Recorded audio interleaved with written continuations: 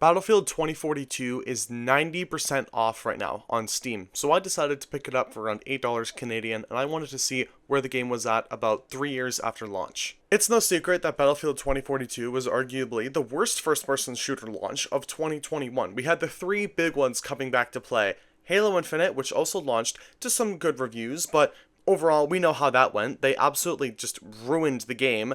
Call of Duty Vanguard, which was still a high-selling game, but realistically, Battlefield and Halo had a great opportunity to sweep the rug from under Call of Duty and just take it, and Battlefield 2042, which was the most broken Battlefield launch in the history of any Battlefield game that has ever released in the history of like all 8 or 9 of the games. But you can honestly imagine my shock when I went into Battlefield Steam players and I saw that they still had over 10,000 current players as of playing.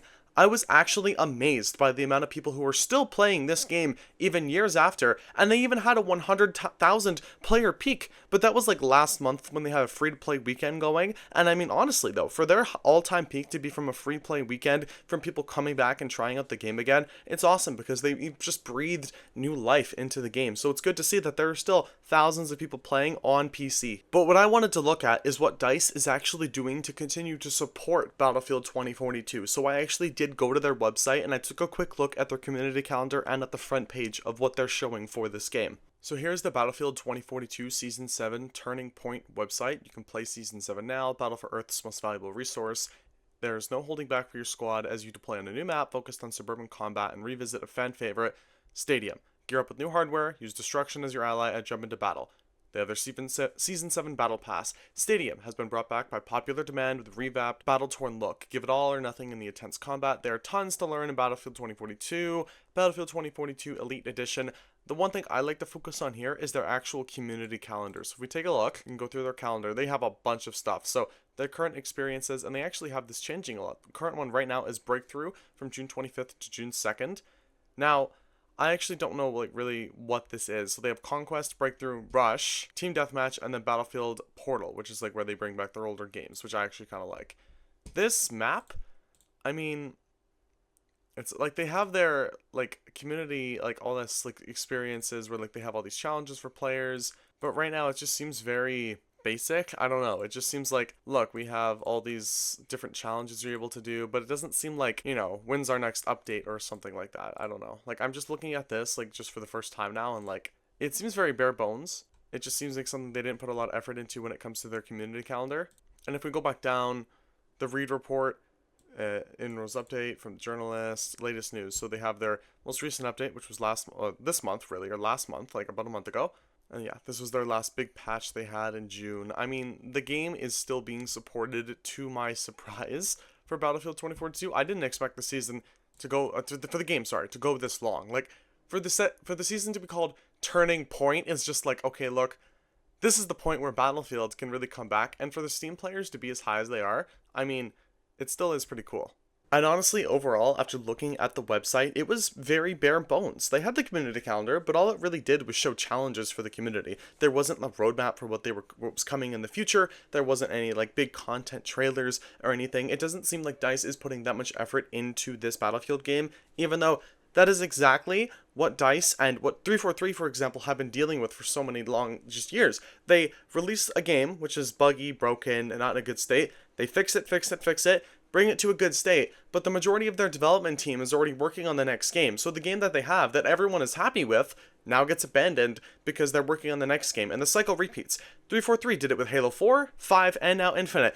Battlefield, they did it with 1, they did it with 5, and they did it with 4 to some extent because Battlefield 4 was very fun, but it was broken at launch, and then they abandoned it and obviously go back to Battlefield 1, and then 2042 is now in a solid state where players can be happy and enjoy the game, but the majority of their development team is already working on the next Battlefield game, and don't even get me fucking started on the AI bullshit that they're working on for that game, which has immediately turned everyone off into the next Battlefield game, so not excited to see where they're going for that. I wanted to make this video to also showcase the commitment that developers do have to their games. 343 has made the same commitment. They worked on Halo Infinite, and now that they're already working on the next game, they've basically abandoned Halo Infinite at that point. It was supposed to be a 10-year-long game.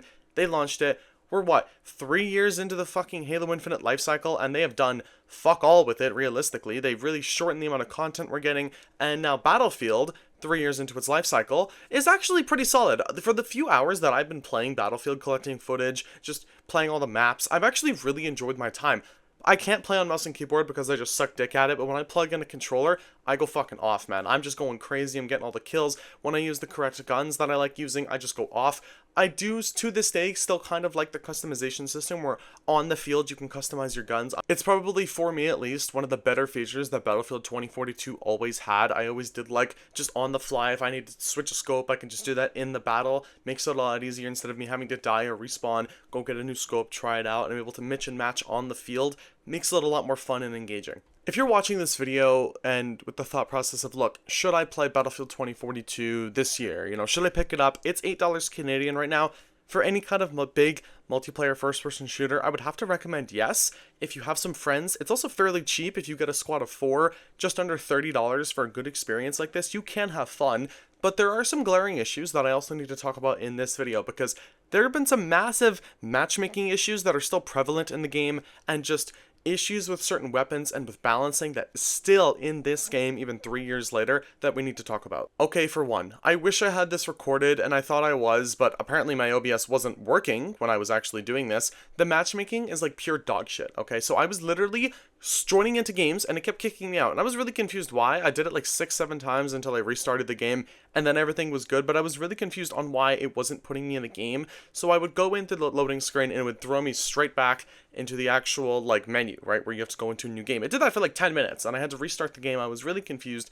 I didn't think it was me. I thought maybe I was stuck in a past squad that was just in a different game and the session was full. I don't know what was happening, but the matchmaking issues are still there and still prevalent, for me at least, and it can be for you guys as well.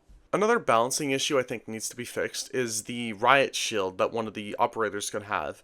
It is basically like the riot shield from Rainbow Six Siege when it's fully up. I fucking hate that thing. Literally, it's like, I've been using it as well because it's actually really useful to be used, but it's also bullshit. You can just sit in a corner, grenades don't affect you, fire doesn't affect you, bullets don't affect you. It's the weirdest thing because you can just sit there, or if, I swear to God, like if a coordinated squad was moving, you could have 4 people standing beside each other with like go full fucking Sparta tactics, sit beside each other with shields and have the guys behind crouching and shooting up, crouching, shooting up.